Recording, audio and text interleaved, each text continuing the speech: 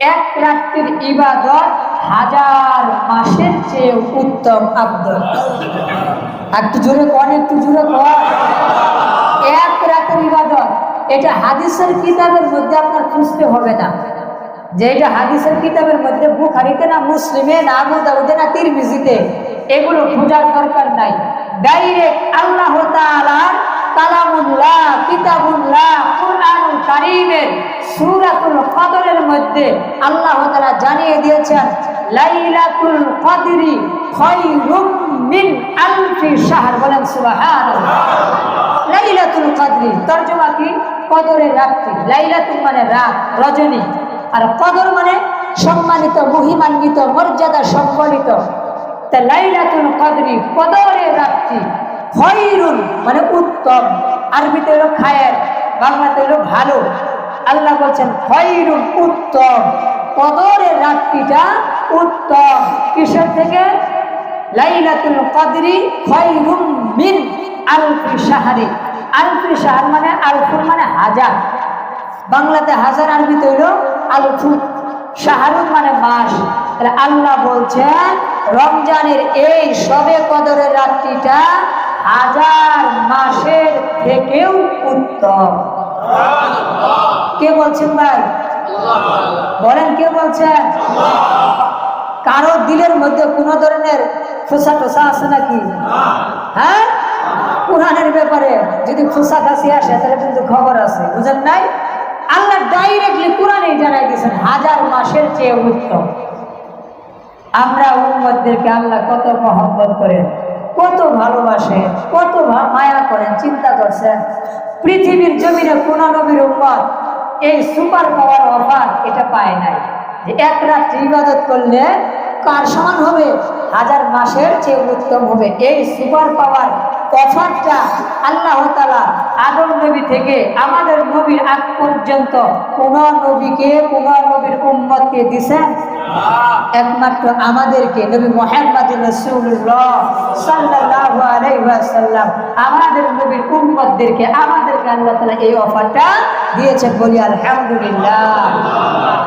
আগের জামানার মানুষ আমাদের চাইতে হায়াত বেশি পাইতো, লম্বা হায়াত নিয়ে দুনিয়াতে আসছে, 500, 600, 700, 800, 900, 1000 বছরও বাঁচত। তো আল্লাহ রসুল কোন এক সময় বনি ইসরাইল বা আগের জমানার কোন এক ব্যক্তির আমলের কারগুজারি সাহাবাদেরকে শোনাই দিয়েছিলেন যে এমন এমন এমন আমল করছে। হ্যাঁ, হাজার হাজার মাস হায়াত পায়া, হাজার মাস হায়াত পায়া, 1000 বছর হায়াত পায়া এরা এই কাজ করতো, জিহাদে কাটাই দিত, ইবাদতে কাটাই দিত।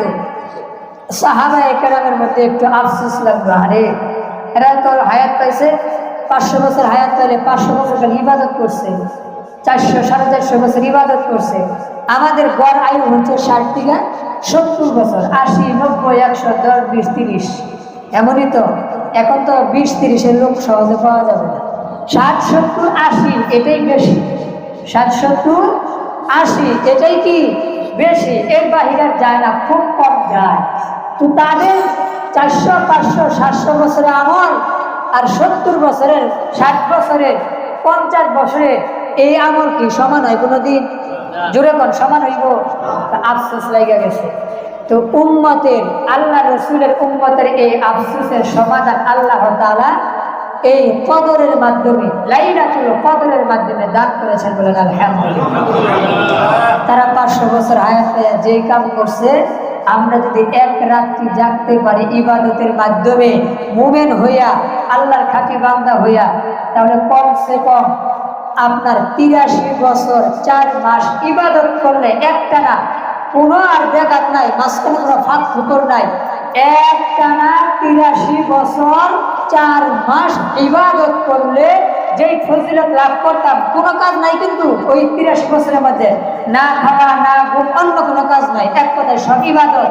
এমন যদি কেউ করে, কদরের একটা রাত্রি লাইলাতুল কদর যদি কেউ পাওয়া যায়, আল্লাহ তাআলা 83 বছর 4 মাসের ইবাদতের ফজিলত তার আমলনামায় দিয়ে দেন।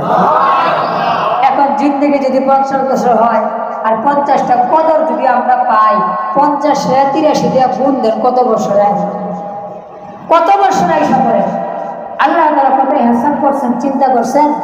এজন্য কেন হয় যে আল্লাহ রাসূল শেষ দশকে কোমর বেঁধে নিতেন, লুঙ্গি বেঁধে নিতেন শক্ত করে, কারণ এই শেষ দশকে এই মর্যাদাবান এই বিশাল অফারের রাত্রি লাইলাতুল কদর যাকে বলা হয়, এটা রমজানের শুরুতে না শেষে? শেষ দশকে।